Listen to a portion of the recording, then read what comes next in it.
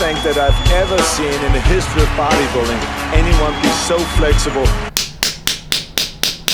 Oh, Jesus Christ. You do any like Tai Chi with those thumbs or anything, man?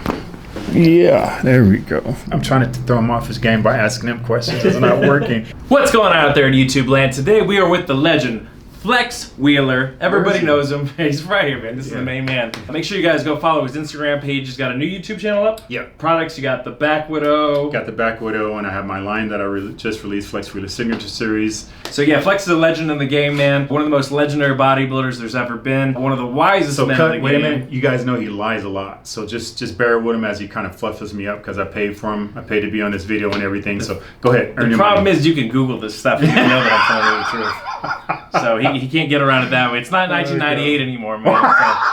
So they can find out the truth, the real truth. So he's had a background in martial arts too. That's sort of what separated him from a lot of other bodybuilders. You know, most people would know him as having the best aesthetics in the history of the game. Was really Mr. Olympia, but not Mr. Olympia. Really Mr. Olympia, but not Mr. Olympia. So, you know, that's how it goes sometimes. Hey, it's a business. It's all good. We're going to work on some tension on his neck today. He's going to tell you some stories from the road, and he's going to impart a little bit of wisdom on you because he's probably the smartest bodybuilder I've ever known. Wow. Stan, you're up there too, but I'm going to give it to Flex here. For the crying, screaming, I watched so many damn videos. Oh shit, now we went down the rabbit hole. Flex, you were Taekwondo, is that where you started? Yeah, I started with Shoin-ryu. Then I went to Shotokan. I'm not sure if I can keep talking while you're doing that, bro.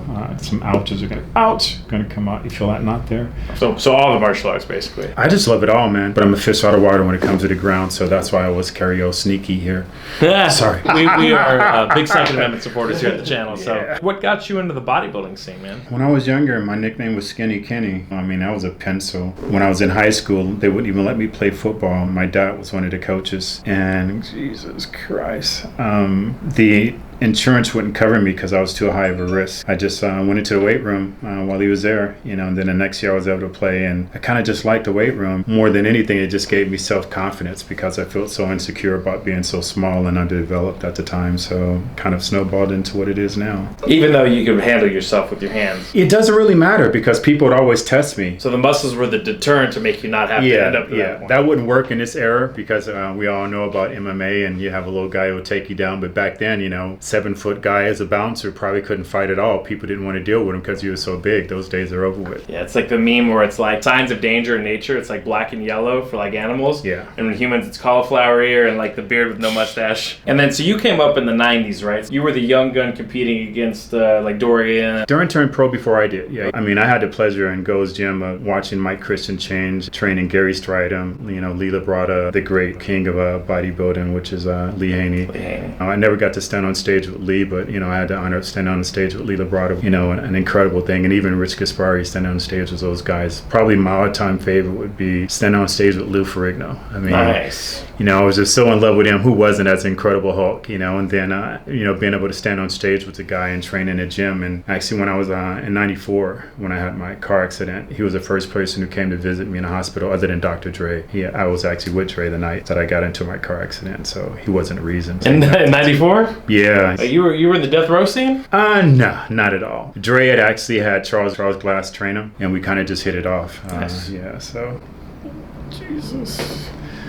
He probably waits for this, huh? If a person doesn't like make sounds, or, you know, he probably tries harder. Good grief.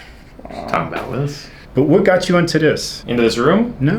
Hanging out with the amazing FlexWheeler. No. You should follow him on IG, TikTok. Yeah. No. What got you into this whole bubusiness? Let's talk about you. Why would I talk about me? Nobody. I don't actually. As much as I know you, I don't know how you got started in it. I know what you're all about. Long story. So when I was a kid playing football. Where'd you play football at? I played in New Mexico. You know, high school, I watched a lot of Jerry, you know, the 49ers, Cowboys. Both those two teams big in chiropractic care. So Emmitt Smith, Jerry Rice, Joe Montana, were always talking about it. My pops was like, yeah, you probably should go like, you know, once a month. And they used to go when they would hurt their backs or whatever. So in high school, my hips would be off a little bit and I would go. How did you know they were? Because most people don't know that. My knee would start to hurt on the front side and I would start to gallop. Yeah. So then I would get my hip adjusted and I would be level and then I could sprint faster. Okay. And I think in college when I pulled my hamstring, it's because I wasn't getting semi-regular care. there. And I think there's a time and a place for it. I think when you reach a certain age and your discs get to a certain point, like you don't want to have that frequent of adjustments, but when you're in your late teens and early 20s, super helpful. Got done with college, I majored in biology. I always liked science a lot. Those damn smart guys. Yeah, one of those. Never wanted to like be like a surgeon or anything like that, so it just seemed like pharmacy was my best bet, so I went through the whole application process. Drugs. Yeah, I like pharmacology. What I found out was like 90-something% of the jobs in pharmacy are in retail, and I didn't want to, nothing against that for everybody, you guys are making good money. I just didn't want to hang out at Walgreens. So I went back and I started looking again, was looking at physical therapy in chiro, and I just hadn't ever gone to physical therapy before. But my chiropractor had a pretty cush life. He probably made 90 grand a year, worked like 3 days a week, so I was playing golf. And back then I was training like crazy. I was going to do physique shows. Really? So I wanted to spend like 2 hours in the gym a day in the middle of the day. So I was like, perfect. I could work in the morning and evening. It gives you time to do that. Yeah. So I was like, that was my lifestyle. I didn't realize I'd be working as much as I am now, you know. That's by choice, though. That is by choice, but it is what it is. But that's, you know, that's why I chose that career, because I wanted that flexibility. Yeah, I went through chiro school. When I got done, I felt like my toolbox was pretty scarce. So that's when I went back on my master's in exercise science, got a doctorate in naturopathic medicine, which is... Stan was telling me all about you, man. He was saying, dude is like super smart. And for Stan to say that, that means a lot. He was telling me about all your degrees. I'm like, what does that mean? Yeah. He goes, he's smart. I'm like, okay. we're 7 deep now. So yeah, for me, school was always pretty easy. So is that boring to you that it comes so easy? Yeah. Luckily, when I was in grad school, we had Wi-Fi and we had laptops. So I was watching YouTube back in like 07, 08, you know, fantasy football, online gambling, just all the vices to stroke the competitiveness in me, because class just moves sort of too slow. But yeah, so I got my doctorate in naturopathic, and then we just started patching together different techniques that would help us to, you know, help athletes. And 10 years ago, I started working with MMA fighters, which is like the hardest challenge because they beat up their bodies in ways that really nobody else can. Did you find when you got into MMA, the few guys that I helped a little, it was shocking that they knew nothing about nutrition. Oh my gosh. This way out. Yeah, they know nothing. It was just really shocking that they didn't know anything about nutrition. It's even shocking that... Well, because of that, they're susceptible to a lot of people that don't know anything about it. Okay. And the way they drop the water, it's so much easier to be able to do that, but I don't get it. Was that shocking for you as much as you knew? Oh, for sure. Yeah. For sure. And even just some of the antithetical science stuff, like they would draw a hot bath. In their opinion, to draw more water out, they would put Epsom salt and alcohol in there. And it's like, well, neither one of those things can actually draw water out of your skin. Your skin is designed to keep water out. So it's the heat that's making you sweat. That's the difference. But when you put ethyl alcohol into a bathtub that's 110 degrees, it's going to vaporize. And you're going to be breathing in the toxic fumes. And a few fighters have fainted from I've that. heard about that, hit their skulls and had to be pulled from fight. You know, and all the alcohol does theoretically is it raises the boiling point, the boiling temperature of the water. So they're just trying to make the water hotter. Yeah. Mm-hmm. But the consequence of that is, you know, passing out and busting your vapors, head. Alcohol vapors. Bad for you to drink, much less breathe. Oh, that's when the bro science comes in. Bro science.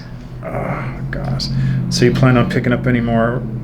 I'm trying to throw him off his game by asking him questions. It's not working. It's not working. You plan on picking up any more degrees or anything? Yeah. Do you really? Yeah. Oh gosh.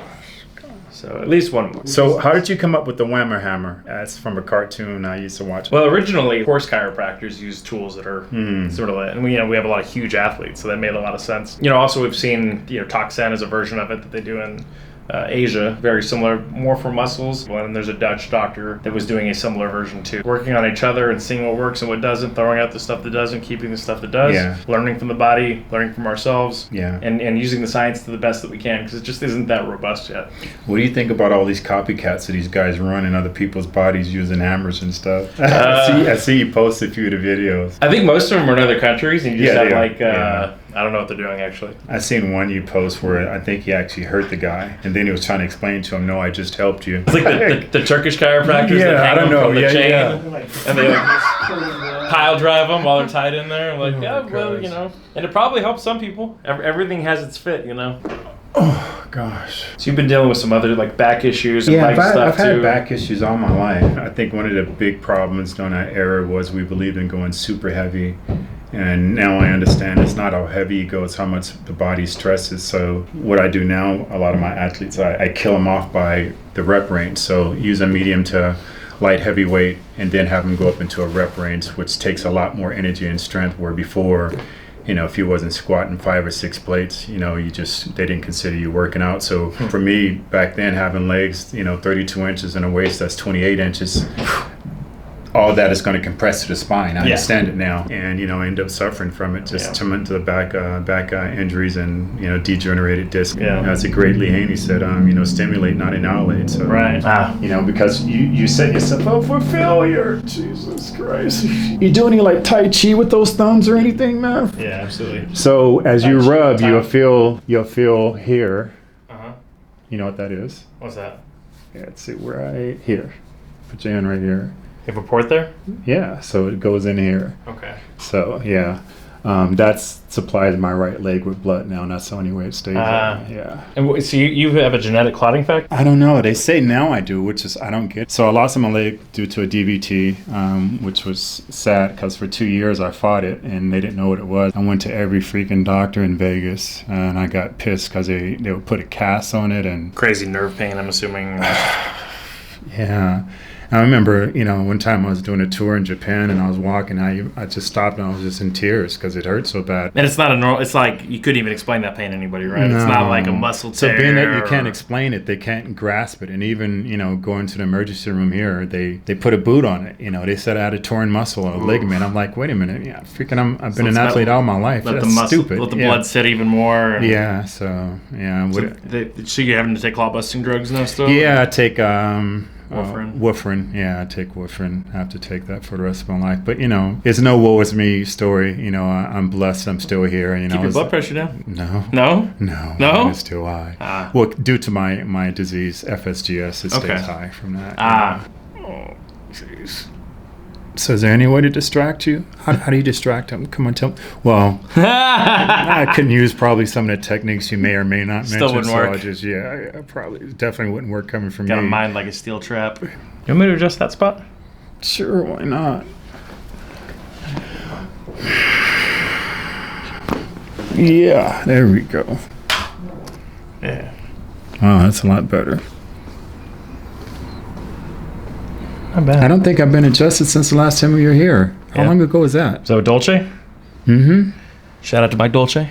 What's up, cuz? That's been over like probably 3 years. So we were just talking about like the social media, or how has that transition been? Because obviously you were always on Flex Magazine. I mean, that's probably just named it after him, really. Yeah. Muscle Fitness and all that. So everybody knew you from the magazines, because that was sort of before the internet too. So really, magazines. Yeah, it was just a magazine. Everybody in the grocery store was like, "Damn, look at this dude." Yeah, it's been a slow transition for me because unfortunately I ran into problems competing before the internet hit. So I wasn't a phenomenon when the internet hit. Like Ronnie and Jay, they were able to stay long enough, and obviously Dexter's still getting it in. So Facebook Facebook and all that, and I didn't get it. So I didn't get it. I thought it was like toys. Even Facebook, I was like, why? And then just doing research with different businesses and finding out, majority of the Fortune 500 companies are involved in it. I got on Instagram just because there was so many people pretending to be me, and then they blocked me. They're like, why are you using my name? And they blocked me. I'm like, wait a minute, what? You can block somebody? You can block? What do you mean block? That's not how it works. What was that commercial? I unfriend you. Yeah, but it's a double-edged sword. It's great for business. It's a great tool where you don't have to use a lot of money to market like before. That whammer hammer there, huh? Yes, sir.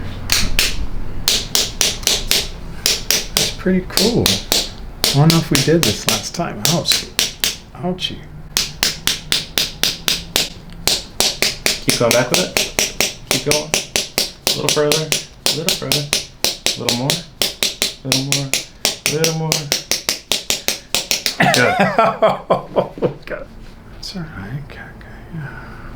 Ready for the hook? Yeah. It's all this, right? Cross. Yeah. It's all this, right? The shoulder rotation. That's not just getting jiggy with it, man. That's what that is. That's too many nights in the club hanging out with Dr. Dre. That's what that is. Not me. I've never been a club guy. You? 94. That's more like 2 Live Crew, man. You probably... No, that's the one I can't tell. Raise the roof. No, we used to get in a lot of fights with those guys. Not 2 Live Crew, but because we worked at Roxbury, famous Roxbury. Yeah. Those guys used to come through trying to act gang. So yeah, we were doormen. Yeah, me, Rico, and Chris. Okay. Wow. That's the first time we met Mike Tyson. That's like an all-star. Yeah. All we did was bang heads. You didn't try to throw Mike Tyson up though. No. So the story I told it a million times. I don't even think Mike would remember. So Chris Cormier, really, really fat neck, like Mike Tyson and how Holyfield, those guys. So I guess Mike seen him and slapped him on the back of the neck and said, "Man, you got a big neck," and slapped him. So Chris got pissed and turned around like, you hit me, blah, blah, blah. And Mike's like, what are you going to do? What are you going to do? Oh, shit. And so they were going to fight. I mean, we're full, I was like 298, pissing, turpentine on a brush fire. So we were fearless, and good thing about it, the joke is I showed up like 10 minutes later, or else we would have fought, because I was always a hothead back then. And the joke is like, come on, man, Mike is used to being hit really hard. So who's going to take the first punch? I'm like, Chris, it's your fault. You take the first punch. Rico, you take the second punch, and I'm a watch, So, we would all got wrecked at night. But this guy's got all the stories, man. That's what I mean. Some we can't talk about. You can start your own podcast, what you need to do, bro. I know. I've been told that a few times. Maybe. Where can they find you again? You Instagram, can find my FlexWheeler? Instagram, OfficialFlexWheeler. We'll stick those links in the bio below. You got the Back Widow, one of the coolest, lat machine. Yep. What else can you do with it? Oh my gosh, I think we're over 30 different movements you can do in it right now. So we're doing really well in a number of different countries right now, and we're actually just sold out again. So you can't even get one right now, but when you can, keep clicking the link. They'll be back. I'll give you 20% off the Back Widow. Wow. If you tell me what WAP stands for. I'll send you 20% off. Yeah. If you don't know what it is, you get 15% off. Yeah. And then you got the shoes too? Yep, got my shoes. Next time we come in, we'll shave our beards together. It'll be a good time. You think about shaving yours? I might. I'm debating, but people keep telling me to keep it. You know what? I like your beard. Comment below, should I shave it or should I keep it? Me too. And if you're going to say, Flex, shave it because you look younger, I'm not young. I'm 55, so, hey, listen, I'm happy with my age, so I don't care to do it if I'm younger, but... See these grays? They mean experience. These just mean a lot of hospital visits and drugs. In a hospital, not on the street. Yeah, a lot. Just the north end of 50, surgeries. I appreciate everything you've Absolutely, done. man. Thanks I'm for so coming through. proud of you.